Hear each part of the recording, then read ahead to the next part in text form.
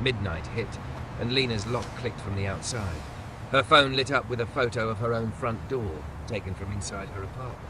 Then Julian's voice went ice calm behind her. Don't move. Whoever's in there just realized I'm here. If you've ever loved someone the world didn't understand, like, subscribe, and stay, you're gonna feel this one. Comment love wins if you're staying, because this couple is about to be tested. The station lights made everything look harsher than it was. Skin too pale, exhaustion too obvious, bad decisions too permanent. Lena Hart stood at pump 4, with her shoulders set like she could hold the world up if she didn't blink. She was the kind of woman people looked at twice, even on her worst night.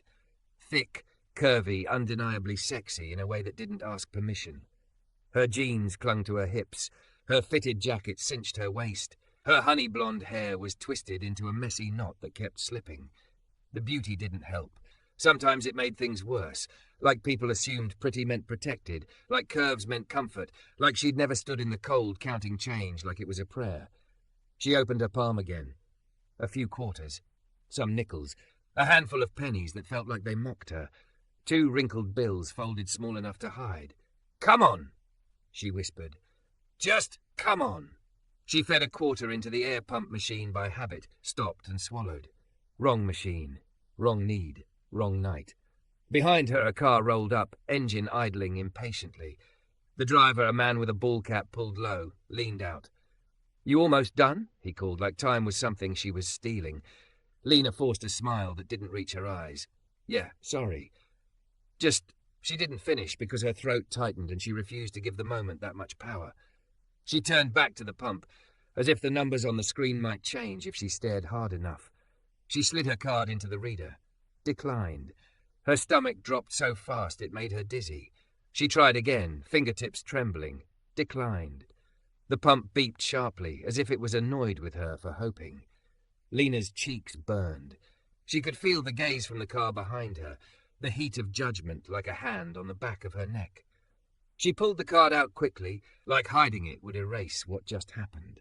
Her phone buzzed in her pocket. Low balance, $3.18. She didn't need the reminder. She didn't need the humiliation delivered in bright digital honesty. She needed gas. She needed to get to the interview in the morning. She needed to get her mother's prescription before the pharmacy closed tomorrow. She needed to not be here. She leaned her forehead against the cold metal of the pump for 1 second, just one, and exhaled like it hurt. Then she straightened like she hadn't. "Ma'am," a voice came from the kiosk window. The attendant didn't sound cruel, just tired. "You gonna move the car if you're not buying?" Lena looked up, her lips parted, then closed. She nodded quickly. "I'm buying. I just need to pay cash." The man behind her honked, one sharp, impatient blast. Lena flinched, a small movement, but it felt like the world saw it. She dug in her bag and pulled out the coins. They clinked too loudly. She hated how loud poverty was. It never arrived quietly. It always announced itself with jingles and apologies and the sound of counting. She walked to the kiosk, coins cupped like she was carrying something fragile.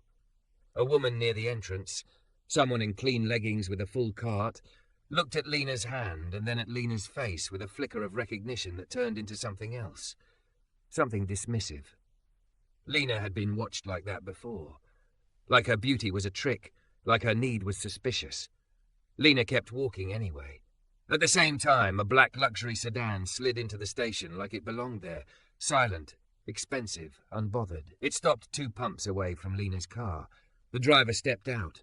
He didn't look flashy. No chains, no loud logos, just presence. Quiet power wrapped in a dark coat, broad shoulders under clean lines. He was tall, black, early 30s maybe, with deep brown skin and a neat beard that made him look like he chose calm on purpose. His eyes moved over the station the way people with money looked at the world, not searching for permission, just assessing what was true. He watched Lena. Not the way men usually watched her. Not hungry, not amused, not entitled, like he saw a person in a moment. Lena reached the kiosk and poured the coins onto the counter in careful stacks, trying to make it look like she knew exactly what she was doing. The attendant started counting. His brows lifted slightly. "That's, what, like $5, he said. Lena nodded too fast. "Yeah, put it on pump 4, please." He pushed the coins into his tray. You want a receipt? Lena's laugh came out broken. For $5? The attendant shrugged. Policy. Lena's fingers curled tight around her bag strap, her nails pressed into the leather. She could feel her own pulse in her fingertips. She turned to leave, but the woman with the full cart stepped closer, voice low but sharp enough to cut. You know, the woman said, if you can't afford gas, maybe you shouldn't be driving around at night. Lena stopped. It wasn't the words. It was the certainty in them, the way the woman said it like a rule of nature, like Lena's struggle was a moral failure, not a math problem. Lena faced her slowly, a smile forming out of instinct, out of self-defense. You're right, she said softly. Next time I'll just fly. The woman blinked, offended. Lena started walking back to her car, back straight, chin lifted, until she heard another voice behind her. Calm, male, close. Excuse me. Lena turned, ready for more judgment, ready to bite back again if she had to. The man from the black sedan stood there, holding a matte black card between two fingers. Not fanned out, not waved around, just offered, quietly, like it wasn't a performance. Fill the tank, he said. Lena stared at the card as if it might burn her. No. His expression didn't change. He didn't push. He didn't smirk.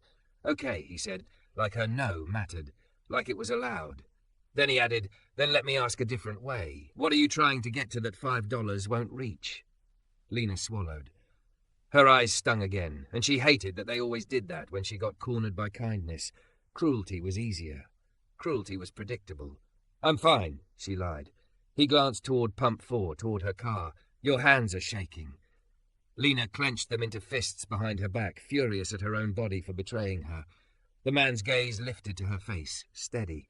I'm not offering pity, he said. I'm offering a door. You can walk through it or not, but don't stand outside pretending you don't want to survive. Lena's throat tightened so hard she couldn't speak for a moment. The station sounds blurred, beeps, distant traffic, the hiss of a pump somewhere else. Everything narrowed to that card and the calm in his eyes. She shook her head. You don't know me. I know what it looks like, he said, voice softer now, when someone's dreams are running on fumes. Lena let out a short, bitter laugh that almost cracked. Dreams don't pay for gas. He held the card out again, closer but still not touching her. Respect in the space between them. Then fill the tank, he said, in your dreams. The words landed like a weight and a lifeline at the same time. Lena's eyes flicked to his hand, strong, clean, no tremor, not rushed, like he wasn't saving her.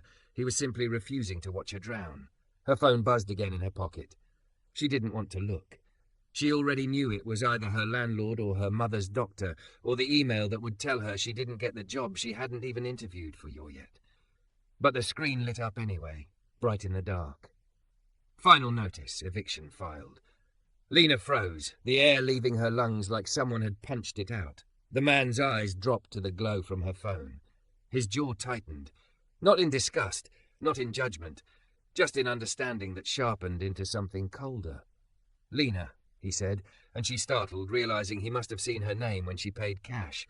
He lifted his gaze back to hers, the calm still there, but now it carried a promise she didn't understand yet. Tell me who did this to you, he said quietly, before I decide to find out on my own. Lena didn't take the card. Not at first. She stared at it like it was a dare, like accepting it would mean admitting she was exactly what the station made her feel like, someone small enough to be bought with a tank of gas. I can't, she said, voice tight. I don't do this. Julian Cross didn't move the card closer. He didn't pull it back either. He just held it there, steady, like he wasn't trying to win. Then don't, he said. I'm not asking you to owe me. I'm asking you to stop bleeding in public. The words hit harder than the eviction notice, because he said them like he'd been there. Like he knew the exact kind of tired that lived behind a pretty face. Lena swallowed, eyes burning again. She hated that her emotions showed so easily. She hated that her curves and lips and hair made strangers think her life was soft, when most days it felt like she was surviving on grit and caffeine and pretending. I'm fine, she repeated, weaker now. Julian's gaze flicked to her phone screen, still glowing in her hand like a verdict. Final notice. Eviction filed. He didn't ask questions right away. He didn't give a speech. He just nodded once, as if confirming something he already suspected. Who? He asked. Lena blinked. What? Who filed it? His voice stayed even, but there was steel under it now. Landlord? Partner? Family? Lena's laugh came out sharp and ugly. My landlord, because I'm behind, because my hours got cut, because my mom's meds. She stopped herself like the words were dangerous, like saying them out loud would make them permanent. Julian's eyes didn't soften with pity. They sharpened with focus. How far behind? He asked. Lena's spine straightened. No, don't. Don't start doing math on my life like you can fix it with a number. He lifted a hand, palm open, a calming gesture that didn't invade her space. I'm not fixing you, he said. I'm trying to understand what kind of emergency we're standing inside. Lena's mouth opened, then closed. The station felt too bright, too public. She could feel the impatience of the honking car behind her, the sideways looks, the quiet hunger people had for someone else's embarrassment. I just need to get home, she said. Julian nodded toward her pump. Then let's get you home with more than $5 of gas. He finally lowered the card, not toward her, but toward the kiosk counter. He looked at the attendant through the glass like he'd been born knowing how to make a room obey without raising his voice. Pump 4, Julian said. Fill it. Premium. The attendant's eyes widened at the card, matte black, the kind you see in movies and assume isn't real. His hands moved fast, respectful, suddenly careful like the air itself had changed. Lena stepped forward, panic rising. Wait! Julian turned slightly, enough to face her, but not enough to corner her. Tell me what makes you feel safer, he said, because walking out of here with $5 and an eviction notice doesn't sound like safety. Lena's throat tightened. She wanted to say pride. She wanted to say independence. She wanted to say she'd rather freeze than be helped by a stranger with money that looked like it had never been afraid. But her phone buzzed again, and her body flinched before her mind could stop it. Another notification. Missed call. Mom Lena's heart kicked. Her hands went cold. She hit call back immediately, but it rang and rang until it went to voicemail. Mom? She whispered into the phone. Mom, pick up. Nothing. The station sounds blurred. Lena's breathing turned shallow. Her chest felt too tight in her jacket, like the zipper had become a trap. Julian watched the shift in her, watched her go from stubborn to scared in one unanswered call. Is she okay? He asked, quieter now. Lena shook her head, trying to force air into her lungs. She's been dizzy lately. The new medication. Her voice cracked. She said she'd wait up for me, but... Julian didn't hesitate. He took out his own phone, thumb moving fast. He spoke low, controlled. Send me your address. Lena blinked at him. What? Your address, he repeated, calm like it was the most normal thing in the world. In case we need to send someone. In case we need to move faster than your fear. Lena's fingers curled around her phone. I'm not giving a stranger my address. Julian nodded like he respected the boundary. Then tell me your mother's name. Lena hesitated. He didn't rush her, just stood there in the cold station light, tall and grounded, like he'd decided she wasn't going to be alone in this moment, whether she liked it or not. Margot, Lena said finally. Margot Hart. Julian's jaw tightened once, like he was locking something in. Okay. He held his phone out, not toward her face, but angled so she could see the screen. Type the address yourself, he said. I won't touch it. That small detail, his refusal to take her phone, his insistence on consent even in something as simple as typing, made something in Lena's chest loosen. She stepped closer and typed with shaking fingers. Julian didn't look down while she did it. He looked away, giving her privacy like dignity mattered even when everything else was falling apart. When she finished, she handed the phone back. Julian glanced at the address, then tucked the information away in his mind like it belonged there. Do you have a neighbor with a key? He asked. Lena shook her head. No. Any family nearby? A hollow laugh. No. Julian nodded once, as if that explained the way she'd been holding herself together like a bridge with missing bolts. The pump clicked on. The screen rolled numbers higher than Lena had seen in weeks. A full tank. It should have felt like relief. Instead, it made her feel exposed, like her desperation had been seen and answered in front of witnesses. Lena turned away, blinking hard. I didn't ask you for this. I know, Julian said. That's why I'm doing it. She faced him again, anger rising because anger was easier than gratitude. Why? Why me? You don't even know me. Julian's eyes held hers, steady, unflinching. Because I've watched people die in slow motion, he said quietly. Not from bullets, from bills, from exhaustion, from pretending they're fine until they aren't. Lena's breath caught. Julian's voice lowered another notch, turning personal in a way that made the station disappear around them. My mother counted coins for gas, he said. Same kind of station, same kind of night. She used to make me look away when she cried so I wouldn't carry it. Lena stared at him, stunned. You think money means I forgot, he said. It doesn't. It means I remember clearly enough to never ignore it when I see it. Lena's eyes stung again, and she hated herself for it. The pump kept running. Julian reached into his coat pocket and pulled out a simple card. Not flashy, just white with clean black lettering. Julian Crosswell Group. He held it out between two fingers, same way he'd held the black card. No pressure, no demand. Take that, he said. Not because I'm saving you. Because tomorrow, when your tank is full and your head is clearer, you're going to decide what you want next. Lena's voice came out rough. I want my life to stop falling apart. Julian nodded as if that was a reasonable request. Then let's start with the first thing, he said. You get home. You check on your mom. And if that eviction notice is real, his gaze sharpened, protective without being possessive, you don't face it alone. Lena looked down at the card. Her fingers hovered, then took it like it might bite. Her phone buzzed again. This time it wasn't her mother. Unknown number. Pay by midnight, or your door gets sealed. No excuses. Lena's stomach dropped so hard she thought she might actually fold in half. Her hand shook so badly the phone almost slipped. Julian saw the message before she could hide it. His calm didn't break, but something colder flashed through his eyes, something that made the air feel sharper. Lena, he said, voice low, controlled, dangerous in its quiet. Is that from your landlord? Lena couldn't speak. She just nodded. Julian stared at the screen for a beat too long. Then he lifted his gaze back to her, and the promise in his eyes was no longer gentle. Get in your car, he said. We're going to your place, right now. Lena's hands stayed locked on the steering wheel the whole drive, knuckles pale under the streetlights. The full tank felt unreal, like the car should have rejected it, the way the pump rejected her card. She kept glancing at her phone on the passenger seat, waiting for it to light up again with her mother's name, waiting for the silence to break. Julian followed in his black sedan, keeping just enough distance to feel respectful and close enough to feel like she wasn't alone. He didn't text, didn't flash his lights. He let her lead, like she still had control of her own life, even when it was shaking. They turned into her apartment complex 15 minutes later. Older building, peeling paint, an open sign that never looked open, a flickering security light that buzzed like a warning. Lena parked crooked because she couldn't breathe right. She tried her mom again. I'm sorry, Lena said, the words spilling out before she could stop them. I'm sorry you got dragged into this.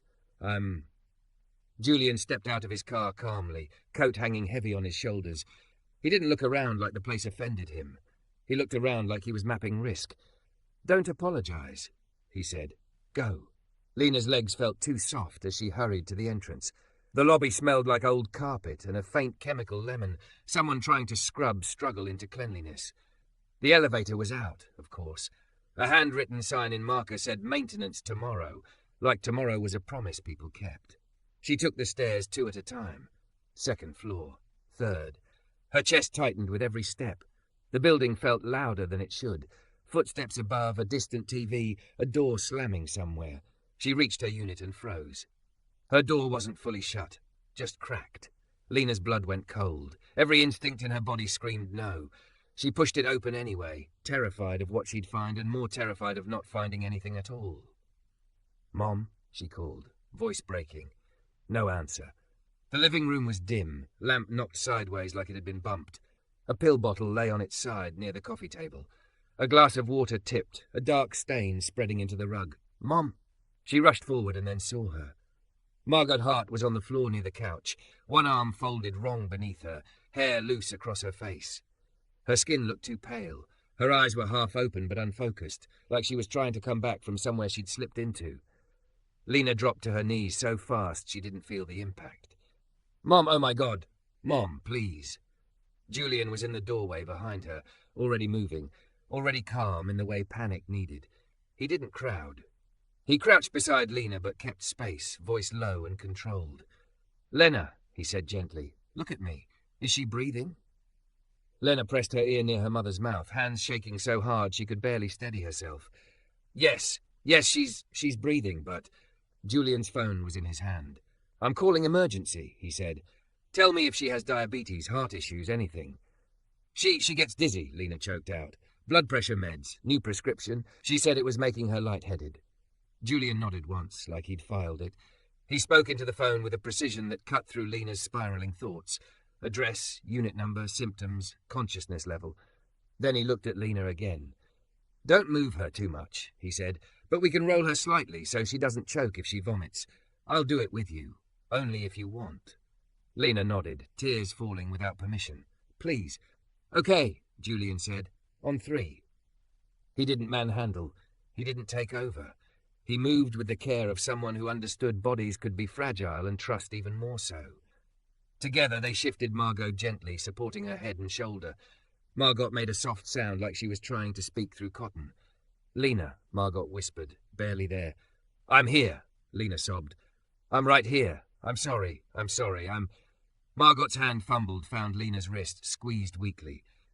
"Don't apologize for living," she breathed. The words gutted Lena. She pressed her forehead to her mother's hand like it was the only solid thing left. Minutes later the knock came, hard, official. EMTs moved in with practiced calm. They checked vitals, blood sugar, asked questions Lena could barely answer without shaking apart. Julian stayed nearby, quiet, present, letting Lena be the center of her own emergency. "She's dehydrated," the EMT lead said, "and her pressure's low. We're taking her in." Lena stood up too fast, dizzy. "I'm coming." The EMT nodded. "You can ride along." Lena grabbed her coat, her bag, her mother's purse, then her eyes caught the door again. Still cracked, still wrong. Julian followed her gaze. "Did you leave it like that?" he asked. Lena swallowed. "No." Julian's expression didn't change much, but something colder slid underneath it. "Stay with your mom," he said. "I'll handle the rest." Before Lena could ask what that meant, voices rose in the hallway. Male voices, irritated, like they owned the building. Footsteps. A thud. Lena turned toward the door just as a man appeared. Mid-40s, thick neck, a lanyard swinging against his chest, property manager energy, smug and tired in the same breath. Well, he said, eyes sliding over Lena too slowly. "You finally show up. We warned you. Midnight's coming." Lena's stomach flipped. "What are you doing here?" He lifted a clipboard like it was a weapon. "Doing my job. You're behind. Lock change scheduled. You got the text." Julian stepped into the doorway, blocking the man's line of sight without touching him, without raising his voice. "Do you have a court order?" Julian asked. The man scoffed. "Who the hell are you?" "A person who knows the law," Julian said evenly. "Show me the writ." The manager's eyes narrowed, irritation sharpening. "This isn't your business." Julian didn't flinch. "Illegal eviction is everybody's business." The manager stepped forward like he wanted to intimidate. Julian didn't move back, didn't step in either, just held his ground with an unshakable calm that made aggression look stupid. "You people always want to make a scene," the manager muttered, voice low, mean. Lena felt heat rise in her chest, shame and rage and fear mixing into something ugly. Julian's jaw tightened once. Not because he was offended for himself, because he recognized exactly what that tone did to someone already drowning. "You just threatened her by text," Julian said, "and you're trying to change locks without a court order while there's a medical emergency inside. That's not rent collection. That's coercion." The manager's face twitched. "Prove it." Julian lifted his phone, screen glowing. "Already did," he said. "The building's hallway cameras, the time-stamped texts, and your voice right now." The manager's confidence wavered for half a second, just enough to show the truth. Then Julian added, calm as a scalpel, "Also, you entered her unit. That door was cracked when we arrived." Lena's heart stopped. "You." Her voice shook. "You came into my apartment?" The manager's eyes flicked away too quickly. "Maintenance check." Julian's tone didn't rise. It didn't need to. "Touch her again," he said quietly, "and you'll be explaining maintenance to detectives." Sirens approached in the distance, closer than Lena expected. Julian had called someone, not as a flex, as a response. 2 police officers arrived within minutes, along with another building worker carrying a tool bag, suddenly very interested in the floor. Julian spoke to the officers with crisp clarity. No court order, threats by text, possible unlawful entry, attempted lockout. He didn't perform anger. He delivered facts like bricks. The manager tried to laugh it off. This is a civil matter. One officer asked for paperwork. The manager had none. Then Julian showed the text on Lena's phone. Unknown number, the threat, the midnight deadline.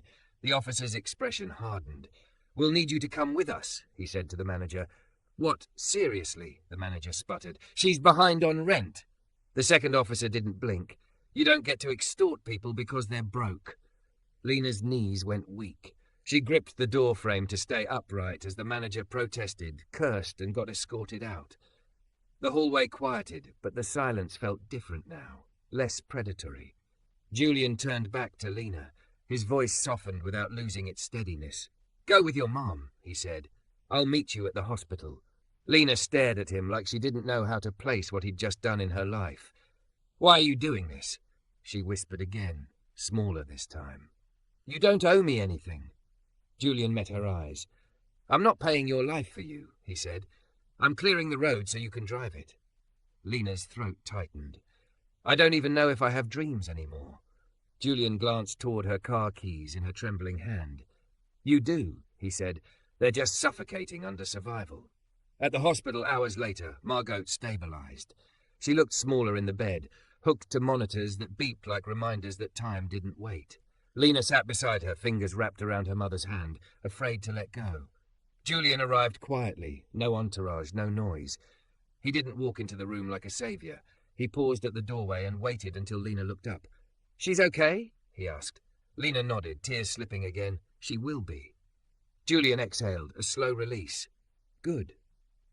They stood in the hallway after, away from Margot's bed, away from the beeping and the antiseptic. Lena leaned against the wall like her bones were tired. "I used to draw," she confessed suddenly, voice raw. "Design stuff, cars mostly, custom paint, bodywork. I had this whole plan, a little shop, mobile detailing, something I could build myself." She let out a bitter laugh. "Then life happened and my dreams became bills." Julian listened like it mattered, like it wasn't cute, like it was real. "What's the name of your shop?" he asked. Lena blinked. "What?" "If your dream had a sign." Julian said, "What would it say?" Lena swallowed hard, embarrassed. "Heart and Spark," she said, barely audible. "It was stupid. It's not stupid," Julian said, and his voice was so certain it startled her. "It's specific. It's yours." Lena's eyes filled again. "I don't have money. I don't have connections. I don't—" Julian pulled a small card from his wallet, not the black card this time. A simple one.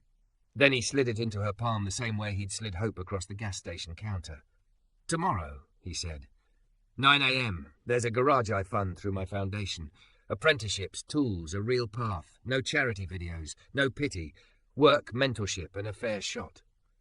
Lena stared at the card like it might disappear. "You're serious?" Julian held her gaze. "Fill the tank," he said softly, "and your dreams." Lena's lips trembled. For the first time in a long time, she didn't fight the tears. She just let them fall, quiet, relieved, exhausted tears that didn't feel like shame anymore. "Okay," she whispered. "Okay, I'll come." Julian nodded once, like a promise sealed without touching.